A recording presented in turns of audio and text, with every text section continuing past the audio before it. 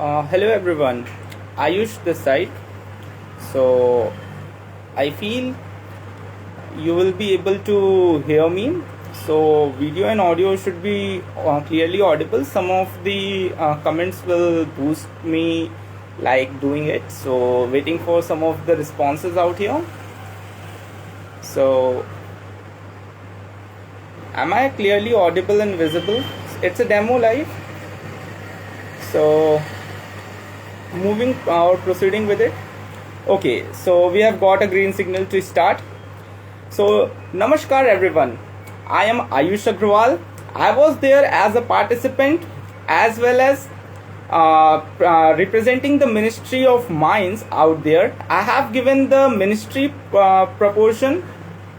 सो मुझे जैसा कि कुछ हमारे दर्शक हैं जिन्हें हिंदी में चाहिए, तो हम लोग बाइलिंगुअल रखेंगे, थोड़ी चीज़ें हिंदी में थोड़ी चीज़ें इंग्लिश में, ताकि सभी को ये अच्छे से जाएं. सो अभी हम जैसा कि बताना चाहूँगा मैम कि मैं मिनिस्ट्री मतलब अपने मिनिस्ट्री को रिप्रेजेंट कर रहा था. वहाँ पे मिनिस्ट्री ऑफ इन्वायरमेंट थी मेरी. सो उसमें बेसिकली एक बहुत अच्छी अपॉर्चुनिटी रही, जिसके लिए फर्स्ट ऑफ ऑल मैं थैंक्स देना चाहूँगा अपने इंस्टीट्यूट को. And I am from Varanasi and I am a student at institute of management studies Banaras Hindu university. So I am pursuing my MBA there, and it's being my second year, or you can say third semester out here. So with that, I will be starting here. And today's topic, as I am saying, it's an environmental talk.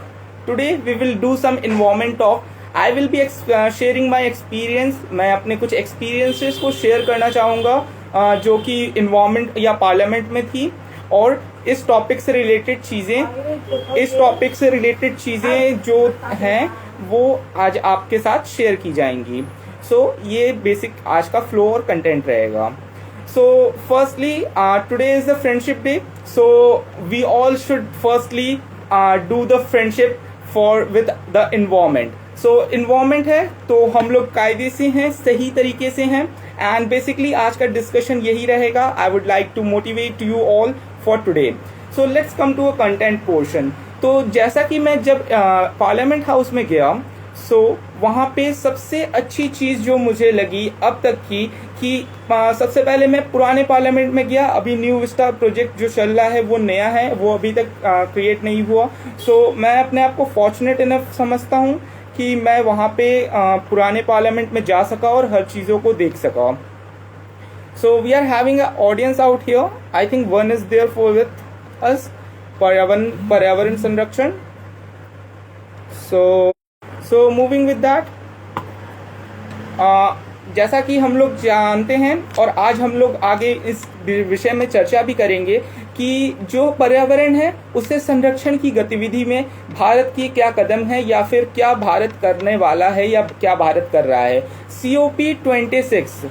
सो जो हम लोग की बात कर रहे थे, Glasgow UK में जो समिट हुआ COP26, वो बेसिकली इंडिया ने 2 टारगेट दिए. पहली बात उन्होंने कही दैट कि हम जीरो नेट कार्बन एमिटर बनेंगे 2070 तक. और सेकंड जो चीज़ थी वो थी हमारी 2030 तक 500 गीगावाट रिन्यूएबल एनर्जी में अपने आप को क्रिएट करना, या फिर उस टारगेट को अचीव करना. तो जो 2070 तक नेट जीरो कार्बन एमिटर है वो है क्या? नेट जीरो कार्बन एमिटर का मतलब ये बिल्कुल नहीं होता कि हम कार्बन का उत्सर्जन, means we could not emit that carbon. Carbon emission होगा, but we are having that much capacity to डिसमिफाई दैट कार्बन. सो वो चीज़ें सबसे अच्छी होती हैं. तो वो नेट जीरो कार्बन एमिशन का टारगेट है इंडिया का. अब उसे अचीव कैसे करेंगे और मिनिस्ट्री ऑफ माइंस का रोल उसमें क्या होगा, इसके बारे में हम आगे बात करेंगे. सो 500 gigawatt renewable energy by 2030 is something which I feel कि इंडिया बहुत अच्छे तरीके से इसे अचीव कर सकता है. जैसा कि अभी सोलर पैनल्स जा रहे हैं हर जगह, even the renewable form of energy in the form of let's say water, they are making the energy from there to the waterfalls, or through wind energy also. So there are different formats of renewable energy that's being there, and we are having great going with that. So वो first thing है. Second target is by 2070 we will be the net zero carbon emitter. So, as we all know, India is having 25% of the world uranium resources. Yes, guys, you have listened correctly. आप सभी ने सही सुना that India is having 25% of world's uranium core. So, what it is and how it is going to be beneficial. So, मैं उसके बारे में बात करना चाहूँगा.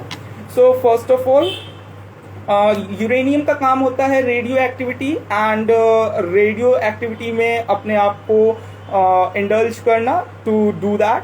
एंड उसके बारे में जो हमारी डिपेंडेंसी है अभी हमारे जो यूरेनियम है उसके अलावा जो दूसरे मेटल्स के ऊपर जो हमारी डिपेंडेंसी है दैट इज रेडियो एक्टिव, वो कंट्रीज लाइक कनाडा पे है, कजाकिस्तान पे है एंड समवॉट रशिया पे है. बट अगर इंडिया इसे टैप करने में सक्सेसफुल रहता है so it would be a great going for India. So we will be having a great win out there. So उसके ऊपर वर्क चल रहा है and 4th generation nuclear power reactor is something which India is looking to achieve. तो वो भी एक बहुत अच्छी बात रहेगी वहाँ पे. और इसके साथ साथ जैसा कि हम सभी जानते हैं नेट ज़ीरो कार्बन एमिशन का लक्ष्य इसी तरीके से नहीं आएगा. इंडिया सेकेंड लार्जेस्ट कंट्री है एल्युमिनियम प्रोडक्शन पे. So what India is focusing is on green let's say green aluminum concept. What is green aluminum concept? So I would like to tell you that India is working on the concept of supply chain localization of aluminum. In that, carbon anode replacement technology is also working there. So carbon anode जो replacement technology है उसको brief in करते हुए India अपने net zero carbon emission को और green aluminium के concept को आगे वर्क थ्रू करेगा. और इसके बेसिस पे काफ़ी सारी और भी प्लानिंग्स है जो गो थ्रू होंगी.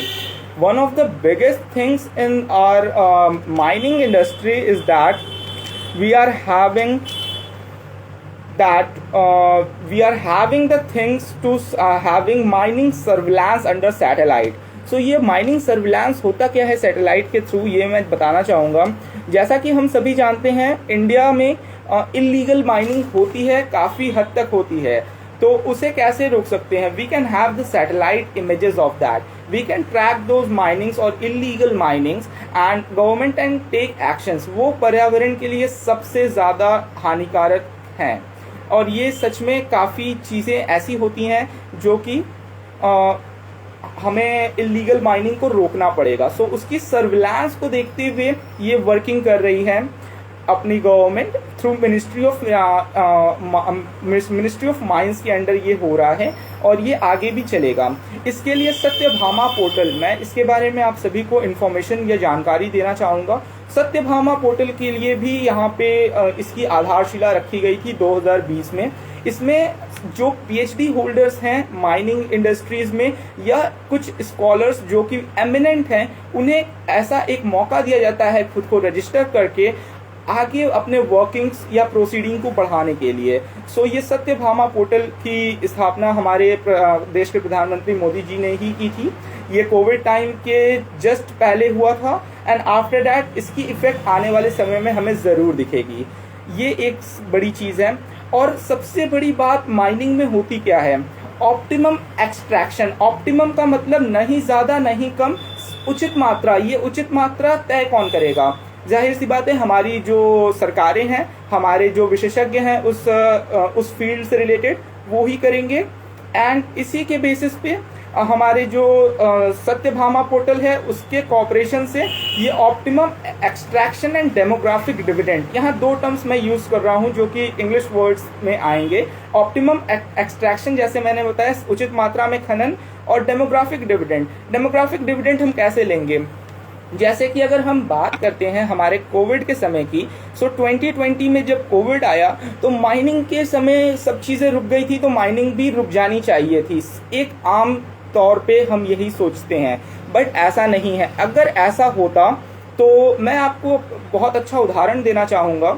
जैसा कि हम सभी जानते हैं मैं वाराणसी से बिलोंग करता हूँ, तो गंगा नदी, गंगा तट यहाँ पे है और यहाँ पे रेतों के खनन मतलब extraction of sand in the fields is being done.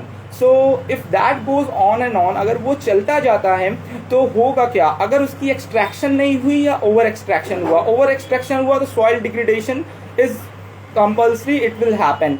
But अगर एक्सट्रैक्शन नहीं होती कोविड टाइम्स में, so the fields will be flooded with the sand, let's say sand tunas are there, so it will build up and it would have created the flood reason for Bihar, Chhattisgarh, West Bengal. So flood could come if the extraction of sand is not been there. सो इसका concept बहुत ज़रूरी था कि Covid के time में भी हमारी जो मिनिस्ट्री थी, हमारे जो मिनिस्टर्स थे, वर्कर्स थे, वो लगे हुए थे to extract the sand to the proper amount, and that is something we have to cater at any point of time और at any point of time. अगर उसका ऑप्टिमाइजेशन नहीं हुआ, सो डिफरेंट रीजंस में अकस्मात फ्लड रहेंगे. जैसा कि हम जानते हैं, we humans have created the dams. तो अगर हम जो धारा देखते हैं नदी की प्रवाह में, ये नेचुरल नहीं है, ये क्योंकि डैम बने हैं इसे स्लो डाउन किया गया है. If it would B natural, it would B have great flow in it. मतलब इसकी धारा बहुत तेज होती अभी के कंपैरिजन में या अभी के तुलना में. सो ये कुछ ऐसी चीजें हैं जो कि हमें ध्यान रखनी होंगी. ये मैक्रो फैक्टर्स मैंने अभी डिस्कस किए. अब हम पर्यावरण युवा संसद से जुड़े कुछ चीज़ों को हम बताना चाहेंगे. जैसे कि पर्यावरण युवा संसद में जब मैं गया, वहाँ का एक्सपीरियंस मेरे लाइफ टाइम का one of the most memorable experience था. I would like to tell you, when I have seen the ashes of Gandhi ji and the written constituent pages from Dr. Bhim Rao Ambedkar sir, I was having a great goosebumps through out my body. मतलब मेरे अंदर एक ऐसी ऊर्जा उत्पन्न हुई उस समय कि मैं गांधी जी के जो एशेस थे उन्हें देख के सबसे पहले नमन किया, और उस हिस्ट्री को मैं पूरा मतलब 1947 के बिफोर से लेके अभी तक I have relived it within 5 minutes. So वो कुछ ऐसी म्यूजियम्स में चीज़ें रही जो मुझे अभी तक याद हैं. मैं लोकसभा राज्यसभा में हमें टूर मिला था, और उसके बाद हम लोग प्राइड हॉल में अपने युवा संसद के आरंभ किए. उसमें पक्ष विपक्ष ने अपने तर्क रखे, और उसके तौर पे जजेस ने अपने जजमेंट्स लिए. हमारे वहाँ पे स्पीकर्स थे, पीएम्स थे, and other things were there. पर्यावरण युवा संसद में हम गए कैसे? सो ऑब्वियसली उसका बहुत फिल्ट्रेशन प्रोसेस था. First of all college level, फिर university level, then a state level competition has occurred, then after we have been chosen और given the chance to the parliament house. तो इस प्रोसेस के through हम वहाँ गए. It was one of the most memorable and lifetime memory for me at least. So ये चीज़ें थी. I wish you all can learn from these things. अब हम पर्यावरण के बारे में जानते हैं. जैसे कि आज मैंने मित्र दिवस या फिर फ्रेंडशिप डे के बारे में कुछ बात की, तो क्यों ना हम इन्वायरमेंट को अपना फ्रेंड बनाएं और कुछ ऐसी चीज़ों के बारे में बात करते हैं जिससे आम लोग या हम लोग बहुत ज़्यादा इफेक्ट होते हैं. तो पहली चीज़ जिसके बारे में मैं बात करना चाहूँगा वो है इको ब्रिक. आपने शायद कुछ लोगों ने सुना होगा या कुछ लोगों ने नहीं सुना होगा. तो आइए इसके बारे में बात करते हैं. तो इको ब्रिक होता क्या है? Eco brick is generally a plastic pet bottle. Normal coke की bottle, sprite, any cold drink और any pet bottle of plastic, वो आपने लिया. Only single use plastic. जो सिंगल यूज प्लास्टिक्स होते हैं, we use to cut it into small pieces and then fill it with it. So वो होते हैं हमारे इको ब्रिक्स. उसे जब हम उसे फिल करते हैं, सो उसके बहुत बेनिफिट्स हैं. The very first benefit out there is कि हमारा जो सिंगल यूज प्लास्टिक है, वो कहते हैं ना, एक इविल ने दूसरे इविल को ही रोक दिया. सो प्लास्टिक के सिंगल यूज प्लास्टिक को उसके पेट बॉटल ने ही उसे अपने अंदर ले लिया, और we can use it. If you will search on Google or internet, you will find many NGOs are taking those plastic bottles. There is a huge surge in demand of that because वो eco brick की तरह काम करते हैं. अब वो eco brick की तरह काम कैसे करेंगे? जब भी हम उसे कुछ बातें उसमें, जैसे कुछ उसमें चीज़ें सिंगल यूज प्लास्टिक में हम जब फिल कर रहे हैं, we will fill it tightly. So जब हम ऐसा उसे फिल करते हैं, so it will form in a form of brick, और उसे हम ब्रिक के तौर पे रिप्लेस करके many parks have been made in Delhi. अगर आप दिल्ली में जाएंगे तो कुछ पार्क्स के benches, even in few of the sacks and racks has been made from that whole thing of eco brick. अभी जैसा कि मैं इको कमांडर भी हूँ अपने समर इंटर्नशिप प्रोग्राम में, तो मेरे बैच में एक जूनियर ने मुझसे पूछा, सर इनफ्लेमेबल की तो बात आएगी ही, अगर प्लास्टिक है तो उसमें जल सकता है, सो वो क्या सेफ है? सो माय डियर फ्रेंड्स, मेरे मित्रों, मैं आपको बताना चाहूँगा, ये सिर्फ इको ब्रिक्स एज ब्रिक्स को रिप्लेस कर रहे हैं, नॉट सीमेंट्स. सो जब हम ब्रिक्स को ले डाउन करते हैं या उसकी एक फॉर्मेशन पूरी लगा देते हैं, तो उसके ऊपर एक सीमेंटेड लेयर्स भी आती हैं so eco brick is only replacing the brick, not the whole construction material और पार्ट। सो उसके ऊपर when we will have a cemented portion over that, तो उसमें इनफ्लेमेबल की कोई भी बात नहीं आएगी, या वो ज्वलनशील तत्व उसे मतलब इफेक्ट नहीं करेंगे। सो इन सारी चीजों का ध्यान रखते हुए ही उसे बनाया गया है। और मेरी आप सबसे दरख्वास्त या प्रार्थना रहेगी कि आप लोग भी अपने कम से कम एक दिन तो महीने में 2 से 3 पेट बॉटल्स प्लास्टिक के ऐसे निकाल के रखें जिनमें आप सिंगल यूज प्लास्टिक को कैद कर लें। चलिए अब जानते हैं कि अगर उसका यूज आपके सिटी में नहीं हो रहा है, अगर ऐसी चीजें आपके यहाँ एनजीओज नहीं है, तो जो आपके यहाँ स्वच्छता मित्र हैं, स्वच्छता कर्मचारी हैं, उनकी तो उठाने में मेहनत कम हुई, उन्हें तो एज अ पेट बॉटल पूरा सिंगल यूज प्लास्टिक एक साथ मिला, कूड़े कम हुए, सफाई बहुत अच्छे से हो गई। और तीसरी चीज, अगर वो एनजीओज को मिलती है या फिर एक सोसाइटी के अंदर वो जाती है, सो वो यूज होगी। वी नो कि प्लास्टिक डंप होते होते उसे रिसाइकिल होने में millions and millions of years लगते हैं, उसके बाद भी वो पूरी तरीके से डिकम्पोज नहीं हो पाता है। So we are having the concept of 3R, recycle, reuse और रिड्यूस। सो रिड्यूस पे हमारी सरकारें काम कर ही रही हैं, हम लोग अपने कपड़ों के थैलों को लेके जा ही रहे हैं मार्केट में, और उसके अलावा हम लोग उसके यूजेस को कम करने की कोशिश हर तरह से कर रहे हैं, चाहे वो पेपर स्ट्रॉ हो, स्टील स्ट्रॉ हो, मतलब प्लास्टिक को एलिमिनेट करना है कहीं से भी। रीयूज, अगर हम प्लास्टिक को एक बार से दूसरी बार यूज कर सकते हैं, जैसा कि सिंगल यूज प्लास्टिक में ये पॉसिबल नहीं होता है, इसीलिए हम लोग 3R दैट इज रिसाइकिल पे काम करते हैं। सो ये 3R ऐसे हैं जिन्हें हर किसी को अपने जीवन में लेना चाहिए, और इको ब्रिक के टर्म्स को तो जरूर अपनाना चाहिए। अगली बात मैं आना चाहूंगा अपने अगले टॉपिक पे, जो कि है पानी को बचाना, वाटर कंजर्वेशन। हम जानते हैं पीने लायक पानी केवल 1% है पूरे अर्थ पे। हमारी जो पृथ्वी है उस पे कहने को तो पानी 70% है, बट अगर हम पीने के पानी की बात करें सो वो 2% है, उसमें भी 1% ग्लेशियर्स और फ्रेश रिवर बॉडीज में है। सो हम ह्यूमंस के पास पीने के लिए फ्रेश वाटर के फॉर्म में सिर्फ 1% पानी बचता है। तो अगर हम उसे सेव नहीं करते हैं, so we are not doing an appropriate thing.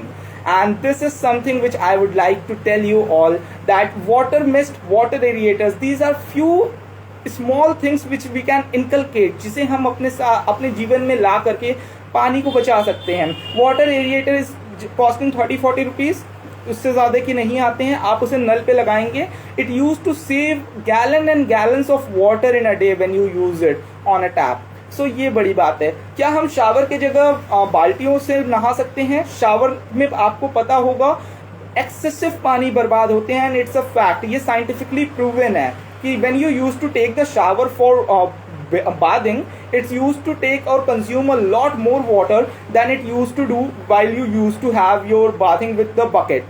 So please we can do these things. हम इन सारी चीज़ों को अपना करके, छोटी छोटी चीज़ें हैं जिनसे हम अपने जीवन को भी अच्छे से ही कर सकते हैं, और इसीलिए हम कहते हैं जल ही जीवन है। जी बिल्कुल। सो ये कुछ चीज़ें हैं जिन्हें हम ज़रूर अपनाएंगे। इसके बाद मैं आप लोग को बताना चाहूँगा एक बहुत अच्छा concept, that is bio enzymes. So ये सारी चीज़ें हमारे SIP में, that is social internship program, अपने इंटर्न्स को हम बताते हैं, लेकिन क्योंकि आज हम लाइव हैं तो हम चाहते हैं कि सभी लोग इससे जुड़ें और इन छोटी छोटी चीज़ों को अपने साथ अपना करके अच्छे से आगे बढ़ें। सो ये जो बायो एंजाइम्स के बारे में मैं बात कर रहा था, ये होता क्या है? ये ज़्यादा कुछ नहीं है। जैगरी, गुड़ का नाम तो सभी ने सुना है, और मेरा ख्याल है सब कोई अवगत होगा इस बारे में। तो गुड़ के 100 ग्राम गुड़ आपको लेना है 1 लीटर पानी में सिर्फ, और उसमें सिट्रिक फ्रूट, सिट्रिक मतलब जो खट्टे फल होते हैं उनके छिलके, नींबू हो गए, संतरा हो गया, स्वीट लाइम, मौसम्बी हो गए, इनके छिलकों को उस वाटर में डालना है, 100 ग्राम गुड़ डालना है, और उसे एयर टाइट करके रख देना है। एवरी ट्वाइस, लेट से 2 बार हफ्ते में उसे ओपन करना है ताकि उसकी गैस निकल जाए, और 2 से 3 महीने में यकीन मानिए आप, एक ऐसा एंजाइम तैयार होगा जो कि better than any product, cleaning product, I am saying, किसी भी क्लीनिंग प्रोडक्ट से ज़्यादा बेहतर है। आप इसे करके देखिए, ये निश्चित तौर पे आपके घरों में और आप लोगों को बहुत अच्छा फ़ायदा देगा। क्योंकि मैंने अपने सोशल इंटर्नशिप प्रोग्राम में ये कर रखा है। My family was like we do not know this, अगर हमें ये पहले पता होता तो हम बाहर से क्लिनजर नहीं ले रहे होते। So I am saying we used to make the best out of waste and it is a proper example of it। इसी तरह आप कंपोस्टिंग भी कर सकते हैं और बहुत सारी चीज़ें आप इस तरीके से कर सकते हैं। मैं आपको बताना चाहूँगा हरित घर का कॉन्सेप्ट, जो कि हमारे पिछले सेशन में भी डिस्कस हुआ रहा। आप लोग उसके वीडियोस को देख सकते हैं या हरित घर के कॉन्सेप्ट को ज़रूर अपना सकते हैं। वो है क्या? वो बेसिकली 5 चीज़ों के बारे में बात करता है: water, earth, energy, tree and biodiversity. अगर इन सभी चीज़ों के ऊपर हम लोग अच्छे तौर से सही तरीके से काम करते हैं तो हमारा घर हरित घर है। आप इसका सर्टिफिकेट भी ले सकते हैं इको मित्रम ऐप से। मैंने ले रखा है, मेरे पास ये गोल्ड आया। मैं अपेक्षा करता हूँ कि आप सभी के घर भी हरित घर बनेंगे, हरित ऑफिस बनेंगे, या फिर जिस भी सोसाइटी में आप रहते हैं हरित सोसाइटी बनेगी वो, और उसके सब में एटलीस्ट गोल्ड सर्टिफिकेट तो ज़रूर मिलेगा। Because I am sure for the current phenomena जो अभी चल रहा है रिजीम, उसमें सभी को एक अच्छे हरित घर की आवश्यकता है। अब मैं अपने कुछ प्रैक्टिकल एक्सपीरियंसेस शेयर करना चाहूँगा, जो कि ये कुछ ऐसे एक्सपीरियंसेस हैं जो मैंने प्रैक्टिकल लाइफ में सीखे हैं इस SIP के थ्रू, और उसके पहले और अभी भी, तो उन्हें मैं शेयर करना चाहता हूँ। हम सभी जानते हैं कि हमारे बड़े हम सब के लिए लेगेसी, धरोहर छोड़ के जाते हैं। सो मेरे केस में क्या हुआ, I have never met my great grandfather. मैंने अपने परदादा से तो नहीं मिला, but I know a tree he has planted. उन्होंने एक पेड़ लगा रखा था आम का, और वो उस ट्री के तौर पे मैं उन्हें जानता हूँ कि that yes I recognise him, at least I have seen that tree. मैंने उस पेड़ को देखा। Same is been done by my grandfather. He has passed away 2 months back. उनका 2 महीने पहले देहांत हुआ, but he has also planted a tree which is going to be there for at least 150 years और सो बरगद का पेड़ उन्होंने लगाया। सो इस तरीके से क्या हम अपने धरोहर में कुछ पेड़ छोड़ सकते हैं, क्योंकि इससे बहुत बड़ा इम्पैक्ट आप क्रिएट कर रहे हो अपने सोसाइटी में, और इससे बहुत बड़ा इम्पैक्ट आप अपनों के लिए कर रहे हो। क्योंकि वो ट्री अगर आपने प्लांट किया है, आपके घर वाले उसे ज़रूर ध्यान देंगे। और इसमें एक नया कॉन्सेप्ट मैंने सीखा सीड बॉल्स का। अभी रेनी सीजन है, बरसात का समय चल रहा है। सो जो बरसात में जो भी हम लोग फल खाते हैं, फलों के जो बीज होते हैं, क्या हम उसे मिट्टी में रैप करके हाईवेज के साइड अगर उसे हम प्लांट करें, सो वो ज़रूर चलेंगे और वो छोटे से पौधे पेड़ बन सकते हैं। सो ये सीड बॉल्स का कॉन्सेप्ट बहुत अच्छा है। इसमें कोई भी सोशल स्टेटस नहीं आता, अमीर गरीब हर कोई कर सकता है। सो हर पीढ़ी के लोग पेड़ लगा सकते हैं, और साथ साथ इसमें कोई भी इक्वालिटी है टोटली। कोई भी अमीर या गरीब ऐसा नहीं है। आपके अंदर से इच्छा होनी चाहिए, और बहुत ही ज़्यादा ये चीज़ प्रेवलेंट है। एटलीस्ट जिस एरिया में मैं रह रहा हूँ वहाँ पे सबका यही सोचना है कि अगर हम अपने लेगेसी में 2 से 3 पेड़ छोड़ के जा रहे हैं, so it will help in our coming generation, और उस पे वो आपके नाम या प्रतीक से आप उसे चिन्हित कर सकते हैं। तो ये चीज़ मैं ज़रूर बोलना चाहूँगा कि आप लोग करें। मैं राष्ट्रीय सेवा योजना के कार्यकर्ता भी रह चुका हूँ। NSS सर्विस में मैं वॉलंटियर रह चुका हूँ। सो उसमें मैंने एक चीज़ सीखा। हमारे NSS में 300 पेड़ लगाने का लक्ष्य रखा गया, तो वो 300 पेड़ लगाने का लक्ष्य तो पूरा हो गया, पर उन 300 पेड़ों में से कितने पेड़ जीवित रह पाए 1 साल बाद, ये हमें आज तक नहीं पता। या फिर हमने कुछ ही पेड़ देखे, या 100 या 150 पेड़ रह पाए होंगे जो अभी जीवित हैं 2 साल बाद लगाने के। तो मेरी आप सबसे ये दरख्वास्त है, मैं हाथ जोड़ के विनती करता हूँ कि आप जो भी पेड़ लगाएं, आप उसे अडॉप्ट करें उस पेड़ को फॉर 1.5 year और 2 years। अगर आप ऐसा करते हैं तो वो पौधा पेड़ ज़रूर बनेगा, ये तय बात है। और इस चीज़ों को अगर आप ध्यान रखेंगे तो मुझे नहीं लगता, अगर आप 1 या 1.5 साल एक पेड़ को अडॉप्ट कर लेते हैं तो वो आपकी हैबिट हो जाती है, आपको उस पेड़ को पानी देने की हैबिट हो जाती है। तो 1.5 साल बाद जब आप दूसरा कोई पौधा लगाएंगे तो किसी को आपको मोटिवेट करना नहीं पड़ेगा कि सर आपको उसे पानी देना है, आपको उसे ध्यान रखना है। आपके अंदर से ये इच्छा जागृत होगी कि सर मुझे ये काम करना है, मैम मुझे ये काम करना है, और वो आप स्वयं करेंगे। यही चीज़, ये वैल्यूज़ इनकॉर्पोरेट करना सोशल इंटर्नशिप प्रोग्राम का मकसद है, यही विचारधारा है। इसी के लिए सारे वॉलंटियर्स वर्क करते हैं, and we all are there for this.